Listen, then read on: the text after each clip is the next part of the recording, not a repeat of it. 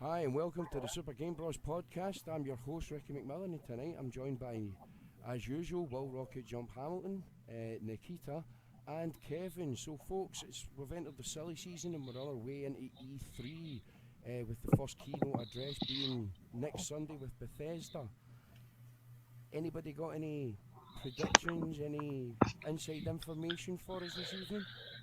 Fallout, I'd say that definitely, like, it definitely wouldn't make sense to have anything other than Fallout, because it's the Bethesda's very first intro into E3, doing their own little press conference, and at the very forefront of that, there's definitely going to be a new Fallout game unveiled. Not been one since 2010, so it just makes sense.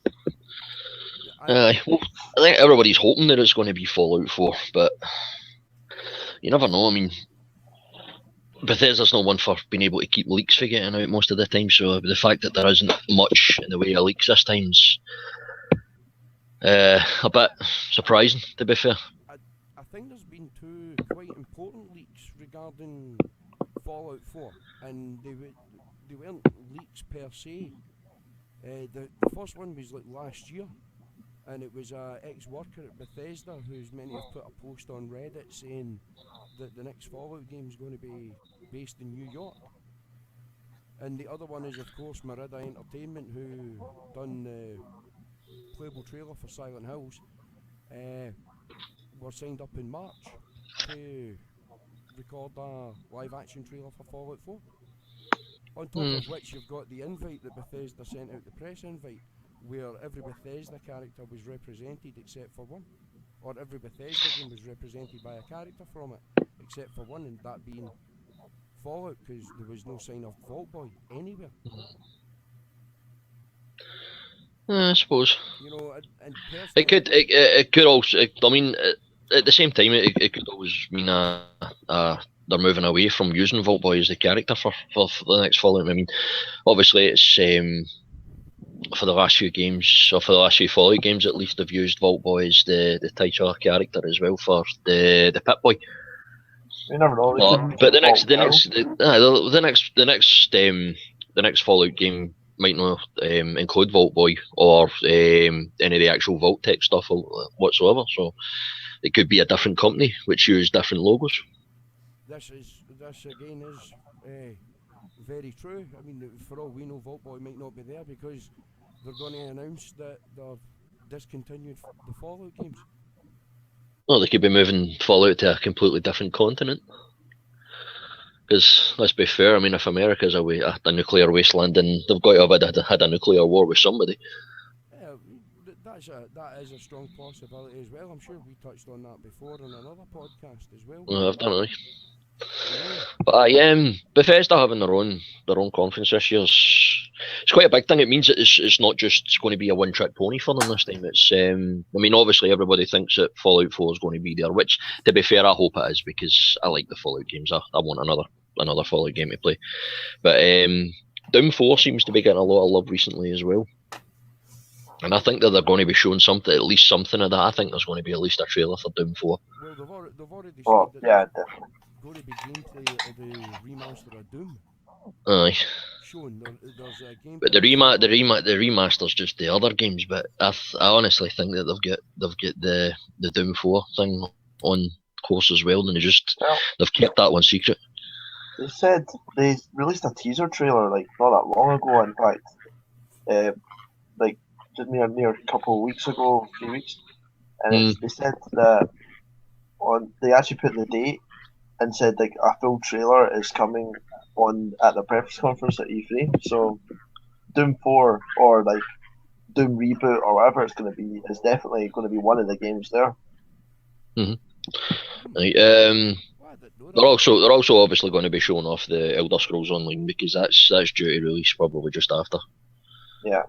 E3 as well. They've also got their Team Action Online multiplayer Battle Cry. Yeah. I think honestly as well, they're going to be showing an Evil Within 2 and a Dishonored 2 there as well.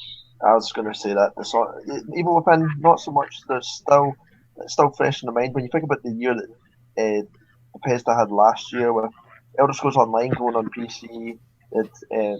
Evil Within, they had Wolfenstein: The New Blood. had something.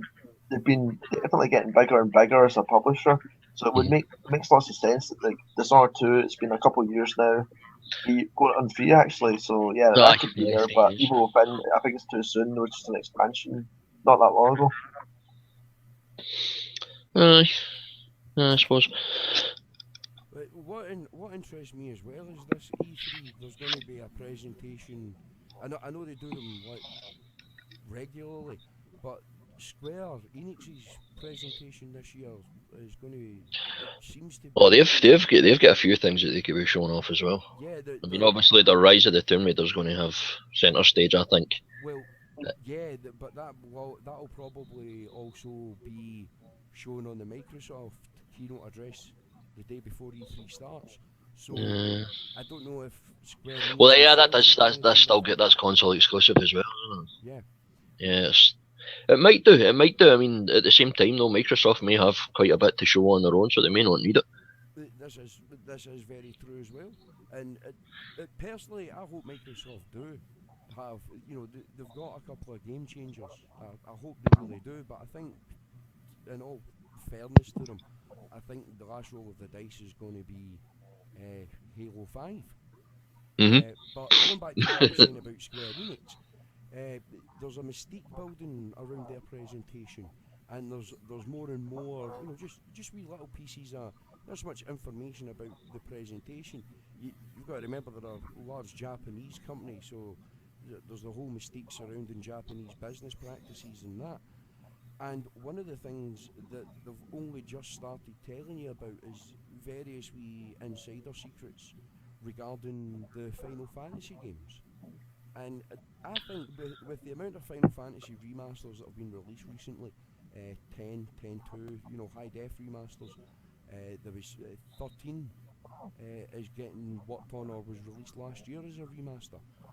I think with all of that, combined with the legend of Final Fantasy VII being remastered for next gen, I actually think Square Enix might just announce entire remaster of the full back catalogue of Final Fantasy games.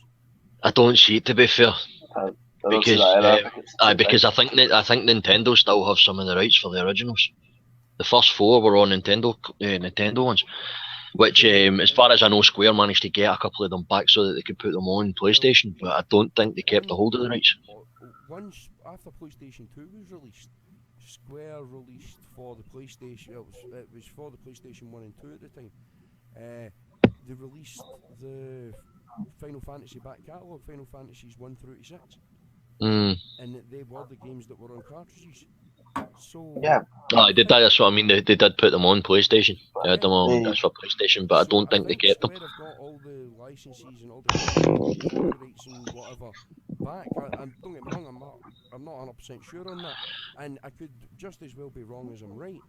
Maybe I'm just the king of wishful thinking when it comes to the Final Fantasy back catalogue.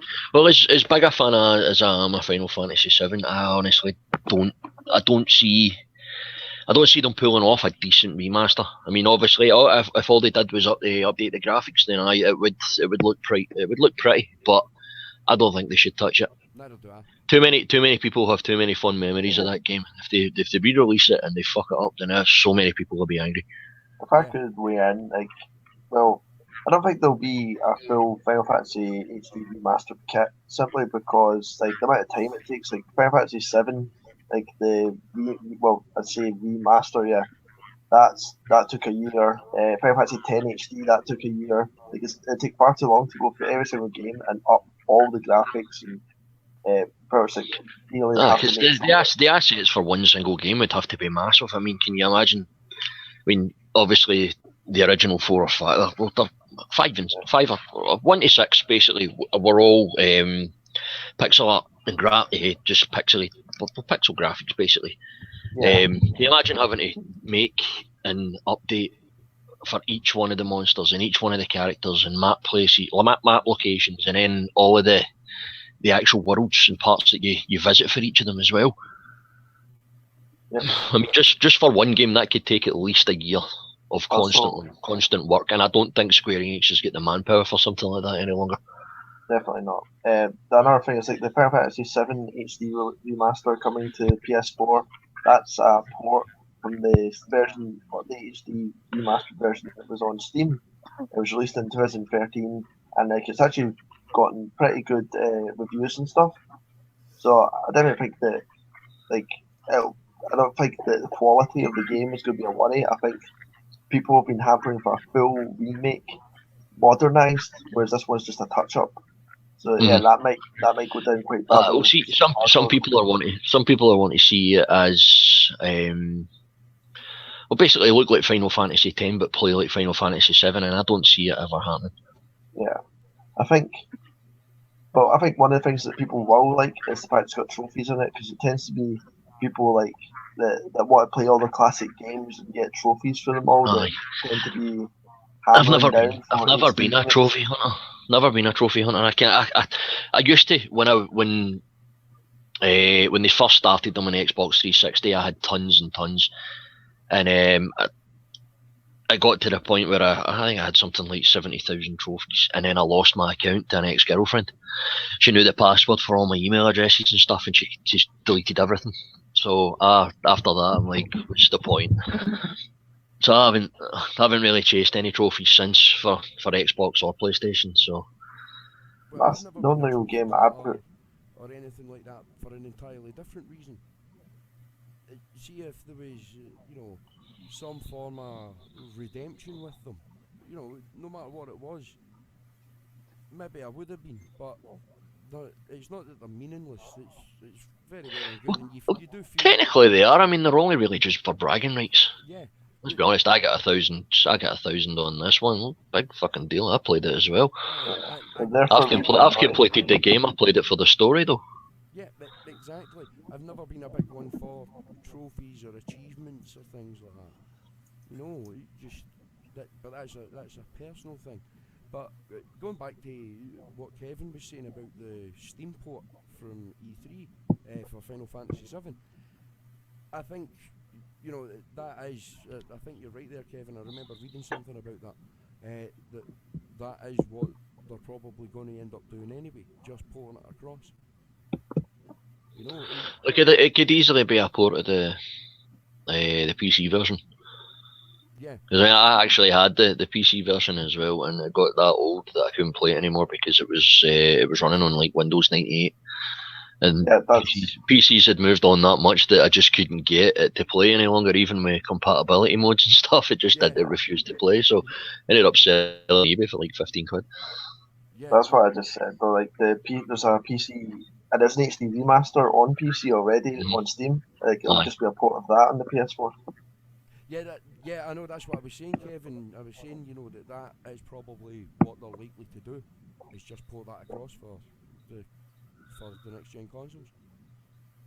Right. So we've touched on Square Enix now. How about what more do you think will be at Microsoft? Like you've already predicted like both of like. Well, I've still got some stuff for Square Enix as well. I mean, obviously they have the Rise of the Tomb Raider, but Deus Ex, Kingdom Hearts 3, yeah. Obviously they'll still have more stuff for their Final Fantasy 15 as well. Just Cause 3, I think, is going to be there. Oh, yeah. Obviously the new Hitman as well, because obviously they've started putting out new promotional stuff for the new Hitman movie. So I think that they're going to tease some kind of game out of it as well. Star Ocean 5. I think that's going to be there as well. That's a very niche option there. I don't think many other people would think about Star Ocean when it comes to that's it. I mean, it's one that they've got, but that they'd launched a couple of months ago. Where you had to get so many clicks over the period of a week, and it would reveal the whole name.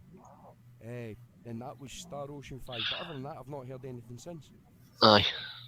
So I think you're right. Well, I mean, there is some stuff. I mean, there's screenshots and stuff showing off some of the combat systems. So it's definitely out there. I mean, it's been announced for PlayStation 3 and 4. Oh yeah, I vaguely remember they were very pretty. Aye. Well, I mean, it's general RPG. It's the Japanese style that they're looking for in that. So that is a really cool looking game, though. I mean, even me. I mean, I don't have time for RPGs any longer, but I'd still have a look at it. Oh, definitely. Now, Microsoft appear to be, running into E3. They're finalising, over this weekend. I think it is. They're finalising the actual game lineup that they're going to be showing. Mhm. At E3. Now, do any of the two yous have any thoughts on what that could be? Well, their guaranteed centrepiece is going to be Halo 5. I mean, that goes without saying, because let's be fair, Halo is what's kept Microsoft above water for as long as they have. Halo 2 was what kept the original Xbox from going under. It was their killer app. And it's always been the game that sold for Microsoft Studios at least more than any other. So Halo 5 is what they're banking on this year for the one to sell more consoles. I'm going to go out on a whim and say that, as with the last few years, the opening game at the Microsoft press conference is going to be the Call of Duty Black Ops 3. Yep. Because the last 3 ones. Yeah, well, they always show Call of Duty on their stage, aye. They always show it first as well, so it's a kind of a given. I think somewhere along the line we're going to see a new Gears of War as well. It's just something small to do with it. Aye. Well, they'll definitely have that. Rise of the Tomb Raider, like Ricky was saying as well.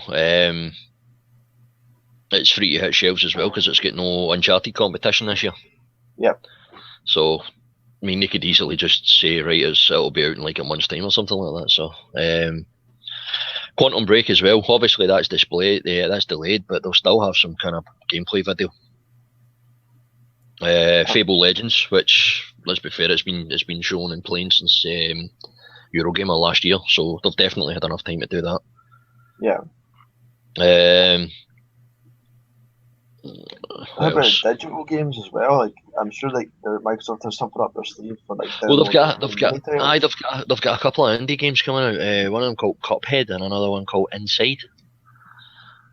Oh, I remember seeing it. I've not looked too much into them, but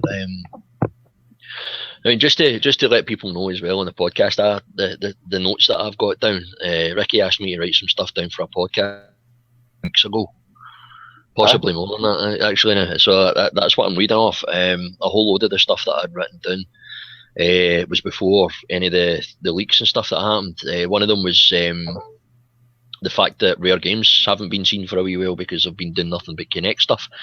Obviously, they had Killer Instinct out. But their season 3 should be ready to go.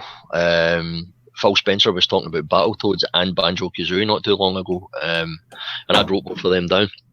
And the day we were supposed to do the podcast, in fact, it was the day after, wasn't it, Ricky?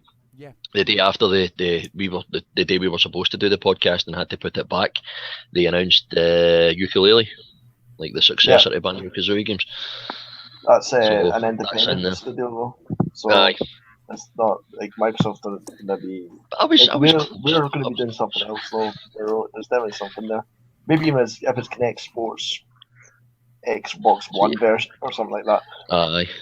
Yeah, I think touching back on your what you were saying about Gears of War as well, I think they will be showing something for Gears of War 4 or 5, the number it is I've got now. Sorry. Welcome to the podcast, Nikita. Thanks. Trying to be quiet the whole time and just like, you let yourself down there. I think they might actually show off a Gears trilogy or saga type thing as well with the first 4 remastered for Xbox One. It's possible. I mean, it might keep people interested in it long enough for the game for obviously Gears of War 5 to come out, or 4. Which is it 4 or 5? 5. It'll be 4. When it's the 5th game, but it's number 4 because Judgment was before 1, 2, and 3. Yeah, that would be. Well, it might not even. This isn't even going to be numbered. It could just be Gears of War and then some subtitle, and it might not even be a sequel. It might not be a prequel. It might just be somewhere else in the universe. Like I was saying with Fable Legends as well, because obviously Windows 10 is due to come out soon, and they're going to be pimping a lot of the cross-platform stuff. So Fable Legends might be there. Oh, you can play it on Windows 10 or you can play it on Xbox One, but you can play with other people from other platforms. So that might be there. How to break people into Windows 10 type stuff. That does seem like a good deal. Story mode for Minecraft. Now that Xbox own Minecraft. Yes, but Minecraft, I don't see it going Xbox exclusive. It's too much for money.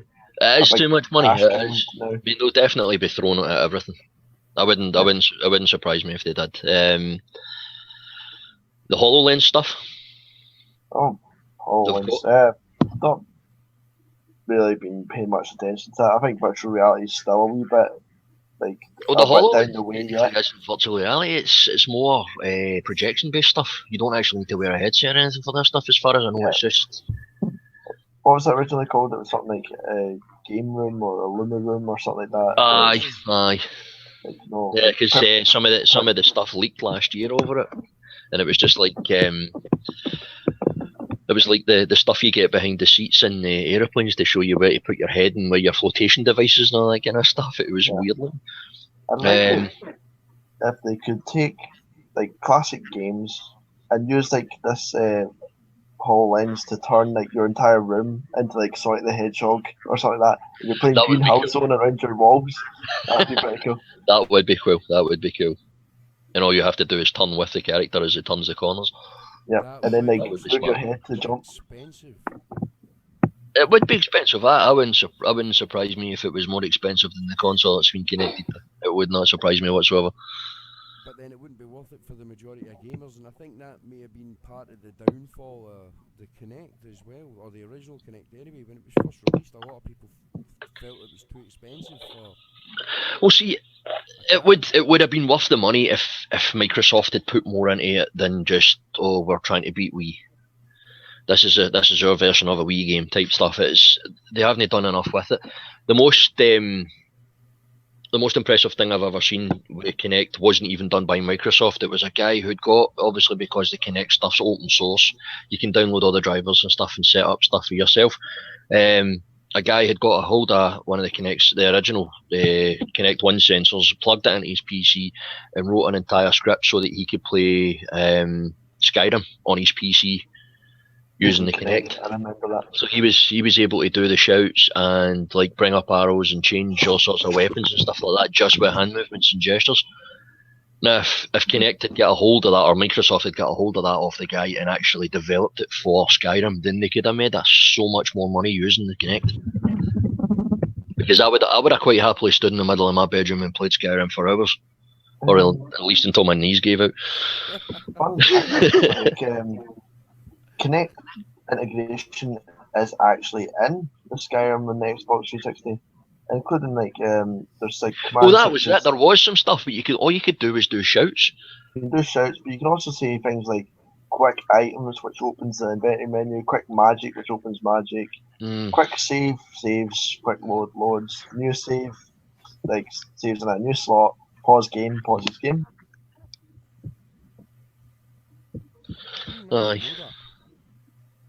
No, well, I knew the shouts and stuff. I knew there were like small certain amounts of commands, but let's be fair, we're all Scottish. Kinect doesn't know Scottish.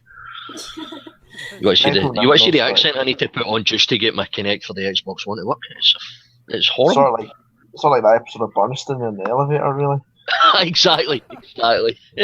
11. 11. Last thing about Microsoft for me, obviously they're going to have. I think that the Phantom Dust remake's going to be there, scalebound, and pretty much nothing has been heard of Crackdown 3 since it was announced last year. So it's a safe bet that that's probably going to be there as well. Yeah, I can see that. So that's me for Microsoft at least.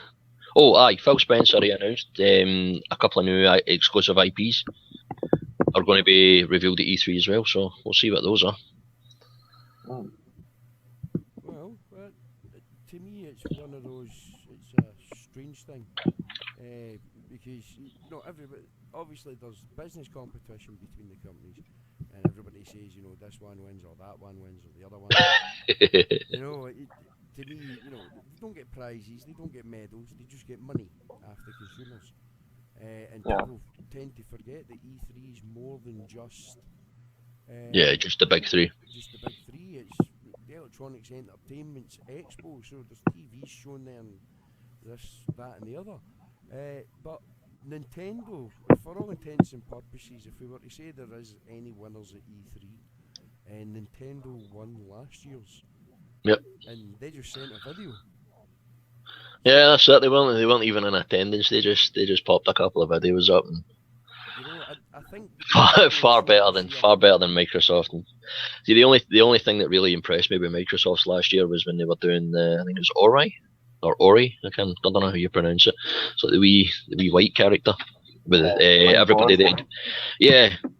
Everybody had went into the actual presentation. Everybody had been given these coloured bands, which were glowing, depending on what game and stuff had been up.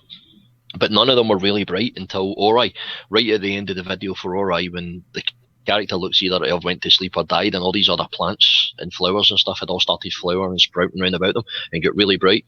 And everybody's wristbands all started glowing really bright white, and you could see it because the way, obviously, the production team had done it for the event, they had they'd panned the camera right back to show the entire crowd as well as the TV, and as it went, like on the big screen in the middle of the stage, it started growing towards the edge of the screen, and then it started glowing into the people who were closest to the screen's bands first, and worked its way all the way around the crowd until everybody's bands were bright white. Presentation wise, that was fantastic. I mean, that's the kind of presentation that they haven't had in E3s for at least a couple of years. I don't remember PlayStation doing anything close to that either for last year. Yeah, I think last year was a pretty underwhelming E3, mainly because the E3 that came before was the one that the prices, consoles were shown for the first time. You know, well, not the first time, but the first E3. Yeah. Well, they were actually showing you what it looked like and how it played and all that kind of stuff. So, console reveals are always the big E3s. I mean, the other ones are always, this is the games we're playing on my consoles, or this is new technology. Obviously, this year Microsoft are probably not going to be showing off too much. I think the HoloLens Eye, their new design controller. Even though 2 years ago when they were doing the consoles, it was like, oh, this controller's the best controller ever made, that we can't make it any better. Had like 130 different improvements, and now this year, oh, this is the controller, we've updated it and we've put a headphone jack in. So that's pretty much all they've really done today. Yeah, we've taken the best controller ever made, and we can't do anything with it, and put a headphone jack in, because nobody wants to pay 20 quid for the adapter so that they can use old headsets, except me, because I was an idiot. Really, like, they're not improving, they're just like damage control, because like that should have been there from the start. It should have been. I mean, they put their own proprietary kind of connection in, and then I think they'd intentionally done that so that they could sell the adapter for old headsets. Probably. So that's, I mean, it wouldn't surprise me, because I mean, I paid 20 quid for mine just so that I could use my old Turtle Beaches, the ones that I have for my 360. So it's something that companies do. I mean, let's be fair. Companies make their phones breakable so that you'll break them and buy a new one and all that kind of stuff. So it's something Microsoft's going to need to do as well. Yeah. Yep, something to say. But going back to what I was saying, does anybody have any thoughts on, you know, what Nintendo will be showing, what yourself, Peter, is there anything you think that Nintendo will show? I think she's gone. Yeah. Yeah, we'll know when she comes back. Maybe someone should put on a high voice and pretend to be Nikita, and they go, just we can convince people. We can convince you all. Oh, Nikita! All right. How about you, Kev? What do you think? Well, like, Nintendo already went on record in saying that NX isn't going to be shown, whatever like the next console is, which might it could be actually be the 10th console. That's why it's called that. I don't really know. They also went on record. Well, if you're considering all the DSs and stuff, then it's possible. Yeah. They also said The Legend of Zelda is not going to get shown. But I think the phone is a curveball, and like these are the things people want to see. And I think like there'll be some sort of little teaser for both of them. But like the main focus is going to be on like the games that are still to come, like Yoshi's Yarn World, Yoshi's Woolly World, or whatever it's called in UK. What other games is it? Captain Toad just recently came out. Like I think we're going to see some sort of DLC for like more recent games, like Mario Kart 8. There's going to be like some sort of emphasis on that because that's still the big seller. And I think we're going to see some sort of something to do like there's going to be some emphasis on 3DS because like I think this is around the time when they start showing the new next Pokemon generation because like Omega Ruby and Alpha Sapphire came out last year, so now it's time to start looking forward to what's coming out next year. Aye, well, like you said there, obviously they've said that they're not going to be. Legend of Zelda's been delayed to next year now, so it's I don't know. I mean, obviously they've got to have something. There's probably a probable surprise trailer for Zelda. They've got to be showing something of it. There's got to be enough there that they can say, right, this is what it looks like now.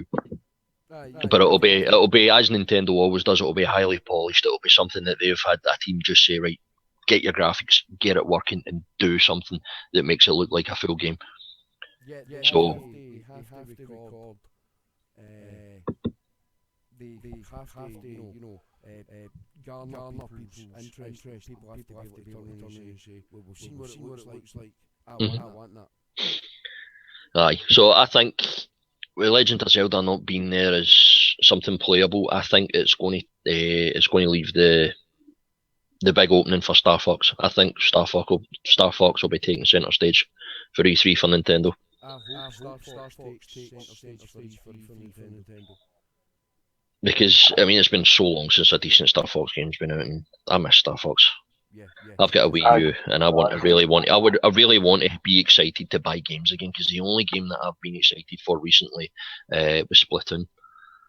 Yeah, I'd definitely agree. The Wii U seems to be building momentum, and there's like that main IP that's currently missing. I mean, we've seen Smash Brothers there now. We've seen Mario Kart. We've seen new IP like Splatoon, but we've not seen a Star Fox yet. So yeah, centre stage for Star Fox.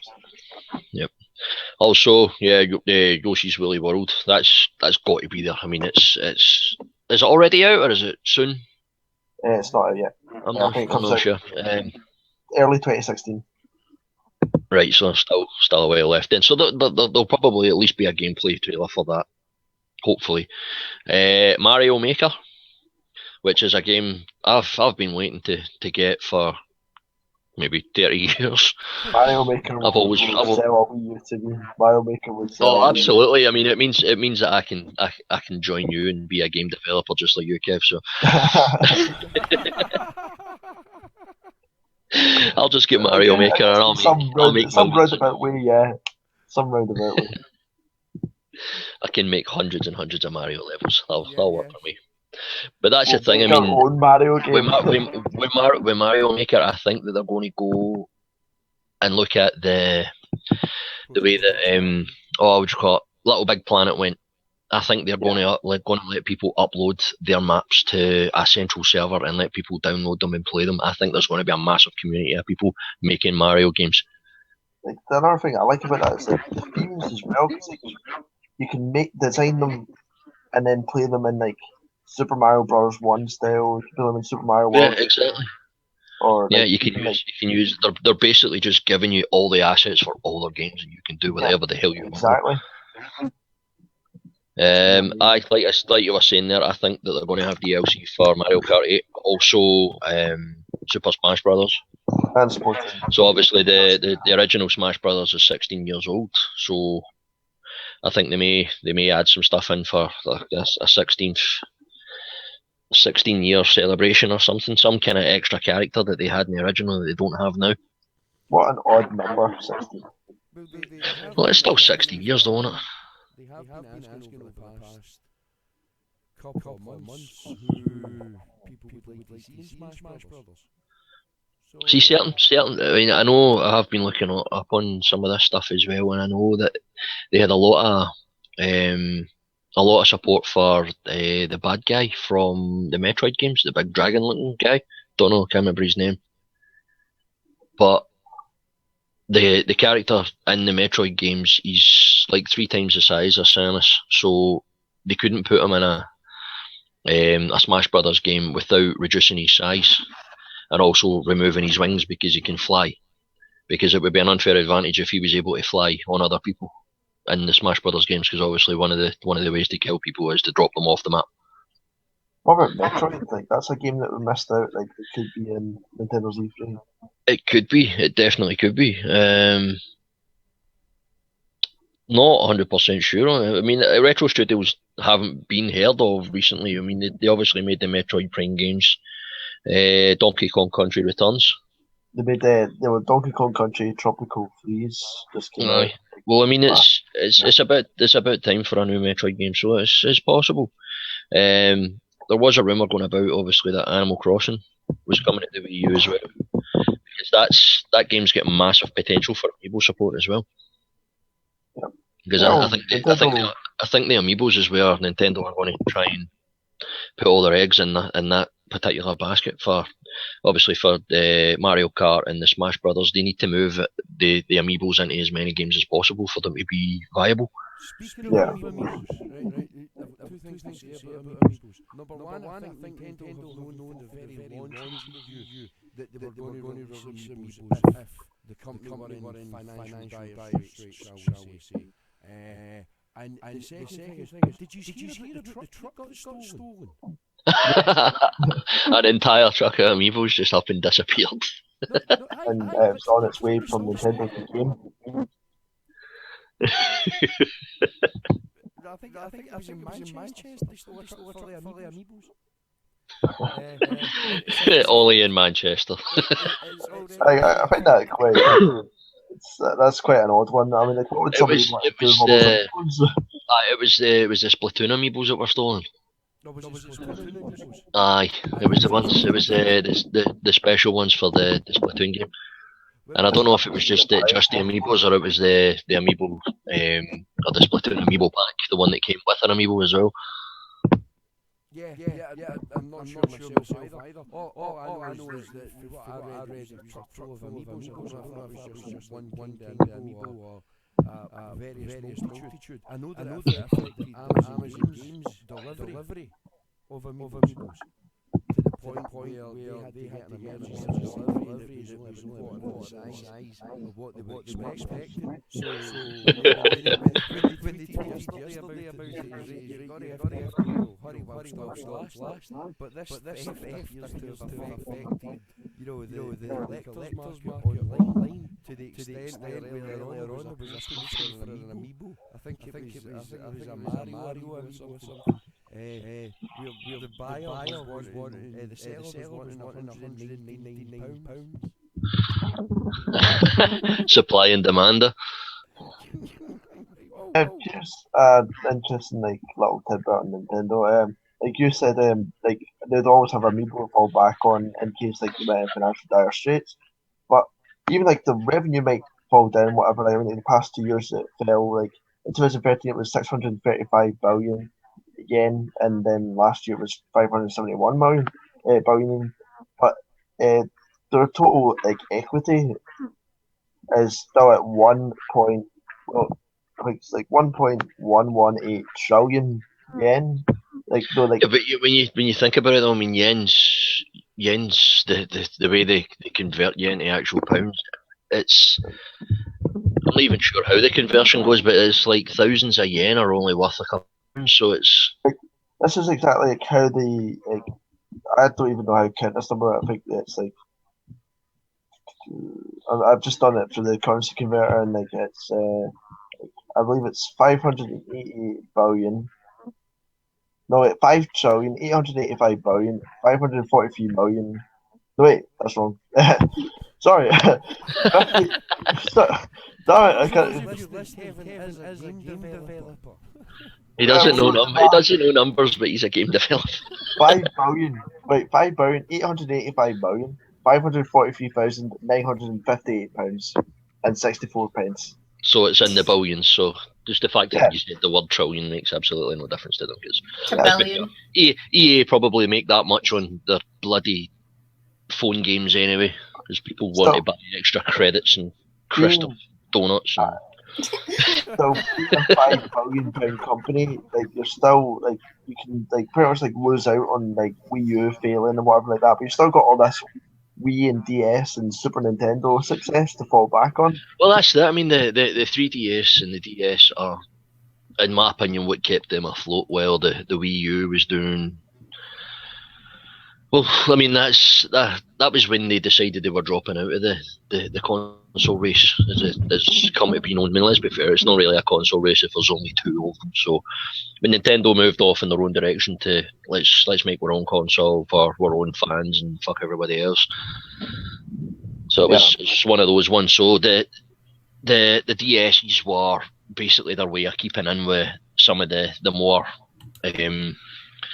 hardcore players, because you can't take your Xbox or your PlayStation with you, and well, you can now because there's a PSP or the PS Vita, sorry, but at the point it was the DS and the PSP, and the PSP didn't work out to PlayStation's expectations, so that's why they kept bringing out newer and newer versions, and they sold less and less each time. Yeah. But that's what Nintendo kept as their fallback. If the actual console market, they decided they didn't want the Nintendo consoles any longer, then they still had the mobile market that the DS was obviously dominating and still does dominate. Yeah, like the 3DS currently is like sold over 50 million units. The Wii U is less than 10 million, but it's quite a big gap considering it was only a year and a half of a difference released there. But when you go back to like further than that, and there's the GameCube sold 21 million in its lifetime. So yeah, like the Wii U gets compared to that a lot, so it could end up jumping up quite a bit. Yeah, I mean the GameCube's always compared to that because a lot of people are convinced that it's GameCube technology that's in the Wii. Well, in the original Wii, it was GameCube technology. Aye. Also. Like the Wii, Wii itself sold 101 million. So, I mean, they make a lot of money. It's one of those. I mean, I'm guilty of it as well. I'll always end up getting the consoles from each generation. I mean, I'm sitting right now looking at an Xbox 360, an Xbox One, a Wii U, a PlayStation 4, and a PlayStation 3. But it's something that I do in every generation. I'll always buy the Xbox first, then I'll get the PlayStation, then I'll get the Wii. So there's probably a lot of people out there who are just like me that do the same thing. So they end up all getting the same amount of sales.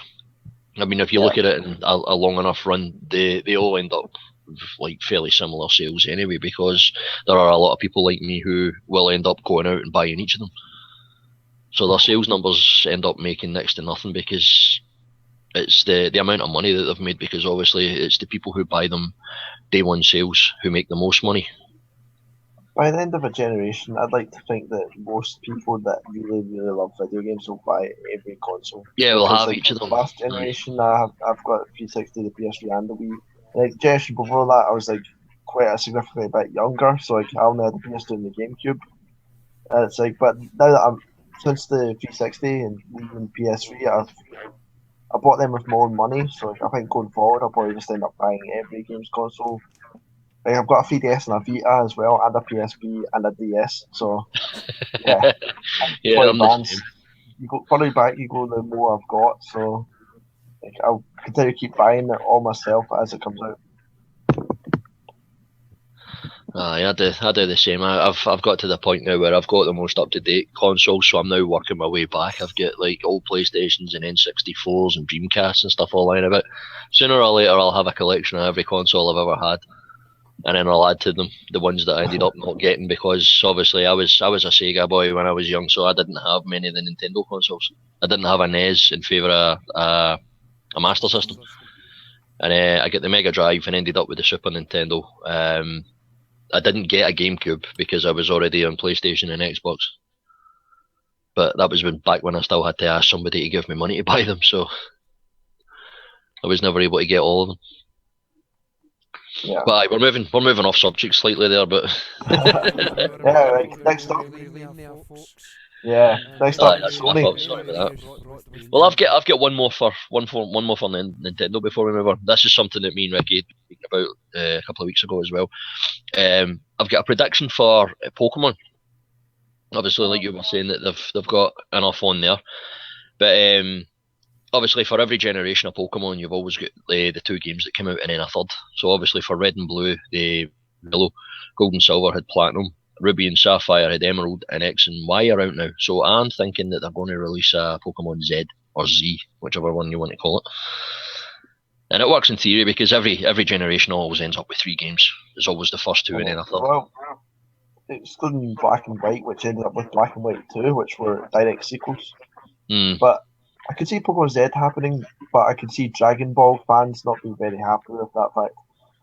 Yeah, that's possible. Aye, Dragon. Well, I mean, they've no longer announced that they're releasing another season as well. Yep. So Dragon Ball anime. Yeah, about bloody time. It's only been like 20 years. Right, moving on to Sony. Yes. Sony. I think Sony Ricky's just like violent. What was that? I think Sony's presentation this year about is going to be extremely underwhelming. Ooh, very broad statement. Yeah, it's delayed to next year, which possibly could open the space to Uncharted trilogy. Yeah, they could always do that. I've never actually played an Uncharted game, so it might actually be time for me to get a hold of one. If they release it as a trilogy on PlayStation 4, then I will definitely pick it up. Exceptional games worth getting. Right, God of War. Obviously, there's been all sorts of teasers and stuff kicking about recently of God of War 4, but I don't think there's going to be enough to show. So I honestly think that they're going to have some kind of God of War remaster, which is, well, actually, it is. They've already announced that, haven't they? Yes, they have. A God of War 3 remaster. So there is always possible for a trilogy there as well. Some kind of remastered trilogy.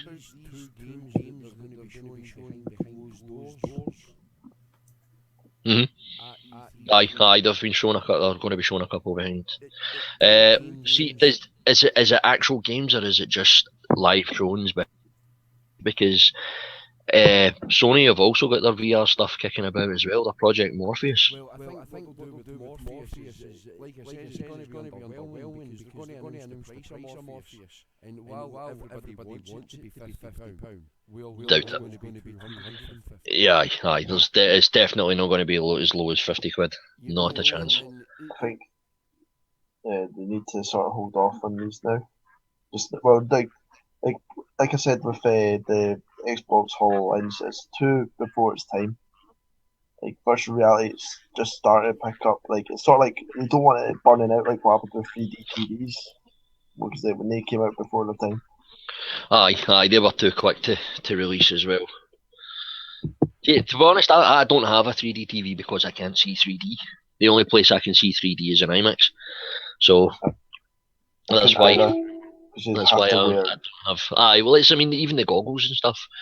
I've had times where I've had to go to going to the cinema and stuff like that, and I'm sitting there squinting and closing one eye just so that I can try and see like 3D movies and stuff. So I completely refuse to watch 3D stuff any longer, and that's why I don't own any 3D TVs.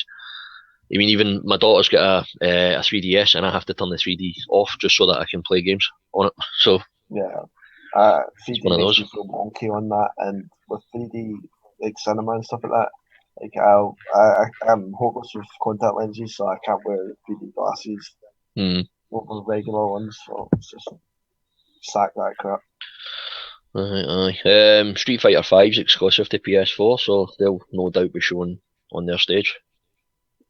Never know, they might show Tekken Cross Street Fighter as well, because like they might do. That sort of just disappeared off into the. It did, but I think that was more because Street Fighter Cross Tekken wasn't as big as they were hoping it was going to be, because they had to give Tekken fighters actual powers just to keep up with the Street Fighter characters. So the other way is going to be about they're going to need to. They're really.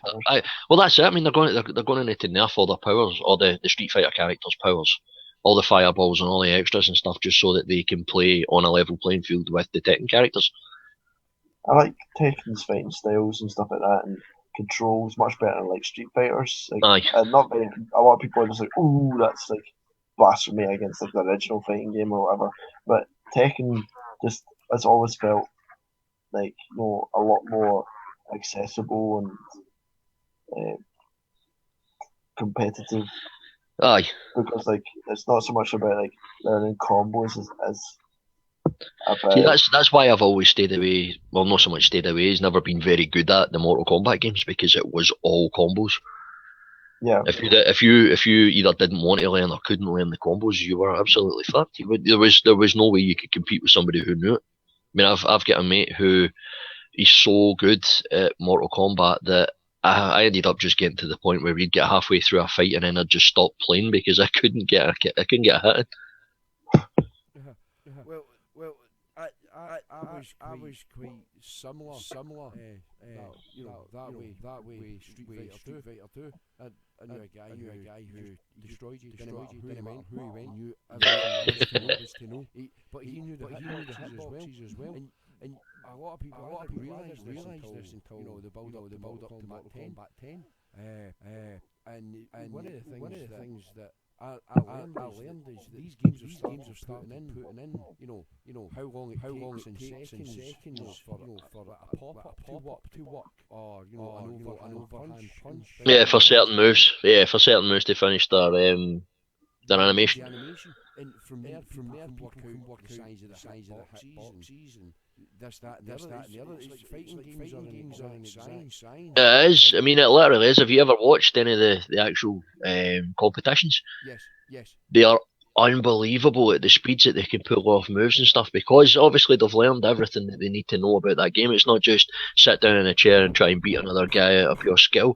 They have so much. They've memorized everything about the game, so it is an exact science to some of these people. I mean, I couldn't sit down and play one of the competitive players and hope to even come out close.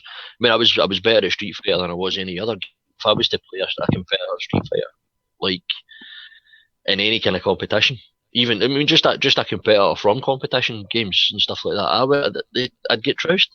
There would be absolutely no way for me to beat them or come close to it because it is so much like an exact science for them.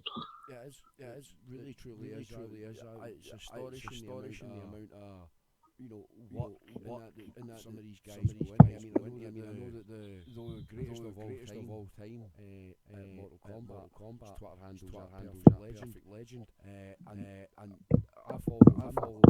Some of the work that he does is astonishing. He plays that game 12 hours a day. If it's not that Street Fighter, it's not that Tekken game, it's something else. All just fighting games. Some of these guys are unreal, and I think we're going to see a couple of. I think we're going to see more sports elements into games, and I think this a lot of games that you wouldn't expect are going to surprise us with. We competitive elements suddenly like MLG or ESL have got for it, and that's all. But we can go for another show. Aye. Like I said, I think Sony are going to be very underwhelming because I don't think they have any surprises left. Oh, they've got a couple of IPs that they haven't announced yet. One of them might be one of the ones that you're talking about is getting played behind closed doors. Guerrilla Games, the guys that made Killzone. Yeah. They've got a fantasy game codenamed Horizon.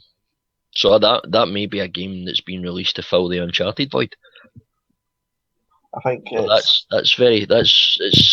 it's something that we haven't seen yet because they haven't actually released anything on it as far as I'm aware. So I think it might be a little bit too soon. Like I don't think they'll reveal anything like big and then release it within 6 months. I think it's like too soon. Well, I think mean that's the thing. I mean, Guerrilla Games hasn't done much recently, so they could feasibly already be in post production for it. I don't They think could we have need they could to- have enough that they could say, right, we've only got it'll be released in Christmas. I don't think we even really need big games because like Sony have always managed to bring games over a longer period of time, whereas Microsoft like tend to like, put them all at a really short period of time, and then they have nothing left to give towards the end. So like, I think, but in the case of Sony, when you think about like 2007, you got the first Uncharted. 2013, you got The Last of Us. That's like a very big, diverse thing. When you think about all the games that came out, there was only like 1 or 2 big ones each year, but they had something every year. Like 2015 might be lacking, but 2016 is already building up, and like even in like the first quarter of the year, you've got Uncharted 4 and a new Ratchet and Clank. And when you think about like well, that's just the first quarter, what will they reveal to come out for the rest of the year?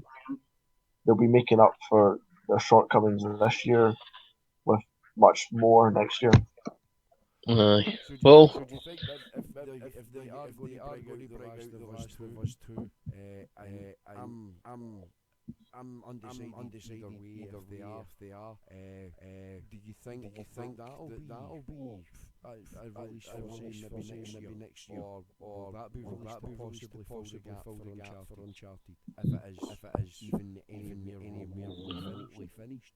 I think it would probably be a 2017, like before we see like because like Last of Us came out in 2013, but then like they also had to the team that made that had to make the remastered version in 2014. aye, the remastered edition was basically just some space filler for the PS4. But the Uncharted collection, that'll be the one to. Aye, that'll be in there. As far as I know, I mean, obviously they've announced Tearaway, or the new Tearaway, which is Tearaway Unfolded, which will obviously be a Vita game. The new Ratchet Clank game. It's a PS4. Oh, they put it on PS4 as well. It's an enhanced remake of the Tearaway Vita game. Ah, right, okay. Another game there's a horror game as well. It's already been announced. Until Dawn. Until Dawn. Like that looks pretty damn good. I've had a look at it. I've seen things like it uses the power bar on your PS4 controller as a torch. I don't know whether it needs to connect or not. Not to connect the camera or not for that. Yeah, but no, you probably would do. But they do have accelerometers and stuff in it, so it may not. Yeah, exactly. It's doing a lot of innovative stuff for the controller and the touchpad and like, it's not really a new thing though, because did you ever play the Zombie U for the Wii U? Yeah, of course. Like, you were able to use the control pad as your torch and stuff, so that you could see through that. But so it's not something massively new. But it's something more innovative than most games would come up with. I mean, like GTA 5, when you're being chased by the cops, basically your light bar just flashes red and blue. But the one that really sells Until Dawn to me is something that I don't know where it's been done before in Zombie U, because like I don't own a Wii U, I've never played it. But like if you make a noise into your microphone on your PS4 controller while playing that game, like the enemy will find you. Like that again is something new, because Alien Isolation on the Xbox One, the Kinect can pick you up when you're making noises, and the alien can find you from that. So again, it's not something new, but it is something that is more innovative than most games would try. But I mean, there's other games. Obviously, Silent Hills has been dropped. Did you have to I know. I'm sorry, mate. I know you're gutted about that. Still not sure about. I mean, obviously, it's been announced now that Silent Hills is dead and buried. So it could be that Konami are just going to move in a different direction, which we've already heard about. Because to be fair, it seems as if the guy running Konami wants to get into online gambling games and stuff like that, and mobile type stuff. He's trying to move Konami in that direction, which is probably going to be more profitable, because obviously in Japan gambling's illegal, so it's something that he might be able to get. So Metal Gear 5, so that's definitely a safe bet. I mean, you're definitely going to see that one on stage. Yes. I think I don't know why I think it, but I think there's going to be a Gran Turismo 7 announcement. Because it could possibly make up for the fact that the Drive Club failed so badly at release. But the Drive Club is, and to be perfectly fair, as you know, I actually live review Drive Club Aye. on Twitch, and at the time, the magazine that I write for, we were going through a transition period with the grading system, and I gave it a minus. And I will stand by that even now. Because no matter how good that game gets, no matter how graphically superb it genuinely is, the cards handle beautifully, sound, all of that. There's lots of things that let it down. The lack of customization for a start. That's what I mean. I mean the game failed in so many points in release because I mean it was the driving version of Battlefield 4. It was broken field all over again. Yeah. So I honestly think that there's space for a Gran Turismo 7 announcement. Possibly Resident Evil 7 as well. It is rumoured in the works, so they could have something. I know that Also, going to see Resident Evil. I think it's Resident Evil Type O. I know we're going to see that. Aye. That could be the rumour that I'd heard then. Also, Quantic Dream, who is Lee's favourite studio, we've not heard much from them recently either, so there could easily be a follow-up to Heavy Rain or Beyond Two Souls. Or possibly a completely new IP. That could be the other new IP that they're thrown behind doors. Yes, possibly. Now speaking of development companies, production houses, I hate to say this, and I really do, but I genuinely think this year E3, if you class them as a winner, is going to be won by EA. And there's two words as to why they're going to win. Battlefront. No, they are Star Wars. They have four other games being made as we speak. We know that one of them is an RPG. We obviously know about Battlefront. We've known about that since last year. Yeah, well, I mean, EA is always going to have their usual ones. They're going to have the sport titles. They'll have FIFA, Madden, NBA, NHL, and PGA. They always do that. They've always got to show off the sports. I was speaking to somebody about the game, and I was asking, into his football games, and I was saying, do you think he's going to have the official button? I was waiting for that one. Yeah, you've got to have a bribery button there. It's got to go in.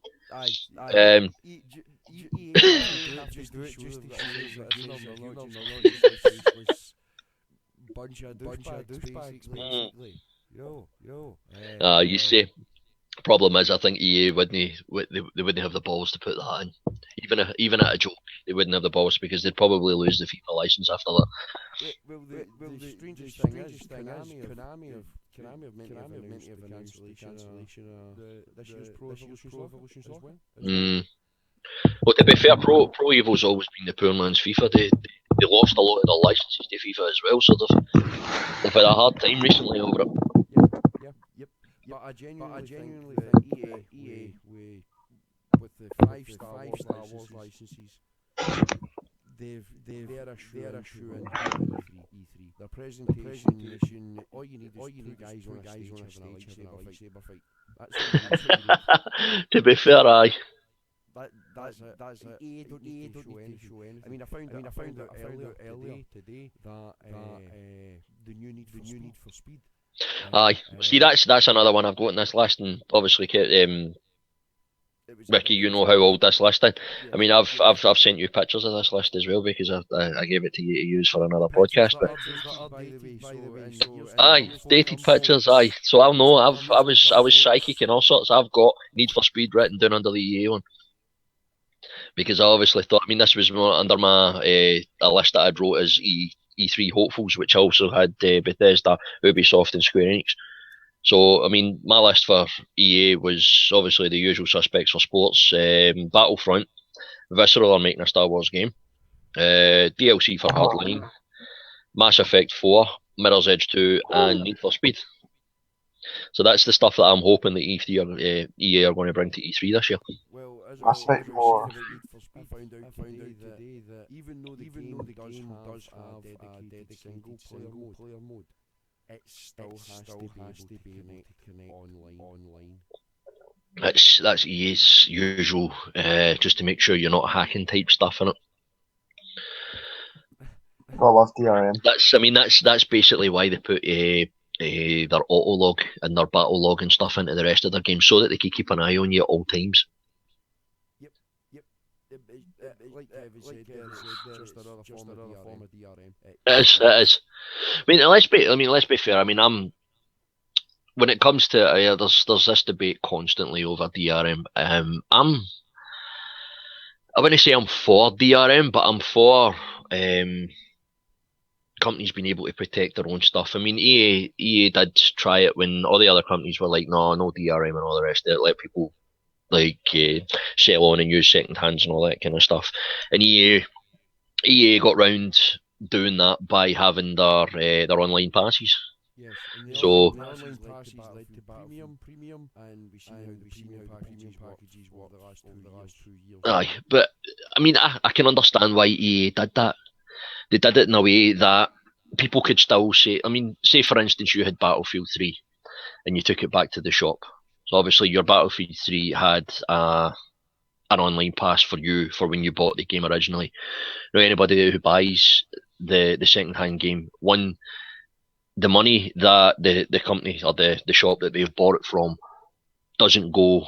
Nothing goes back to the publishers or the developers, so they're losing out on a sale. So the way that EA got around it was that, well, if you can buy that game if you want, but if you want to play online, you're going to have to pay us. So it meant that EA, if people were wanting to play their games online, they'd still have to give them the percentage that they were due, which I can understand and I completely agree with, because let's be fair, I mean, if I was going to buy a game, I generally buy them brand new, because one, I know that I've got my DLC codes, I've got online passes, etc. But I know that I don't sell my games, I don't trade them in. I've got an absolute ton of Xbox 360 games here, and I doubt I'll get rid of any of them. The only ones I get rid of are the ones that were so crap that I knew that I wouldn't put them back in the console again. So I mean, I can understand why EA have done it, and to be fair, I wouldn't have an issue if every company did that. As a developer, I can see it from both sides of the fence. Like, you've got like the developer side, like you said, you need they need the money from making the thing, but at the same time, like, if games were cheaper, then maybe like more people would buy new, and like they wouldn't need to worry about online passes and stuff. But at the same, on the other side of the fence, like, but the people that buy £40 game new, they're probably not high earners. Like, they need to trade in those games. They'll probably trade them in within a week, get about £30 back, spend a tenner on another new game, then like get £30 for that game, spend a tenner on the next new one, and repeat like every single week for like a whole year maybe, and just like so they can play all the big titles. And then like, I don't know how they get all their free time, of course, but that's another discussion right there. But like the main focus of that is like, if you do away with pre-owned, or like, you try to put in all these roadblocks to pre-owned, you're actually cutting off a big bit of the market, because you're pricing them out.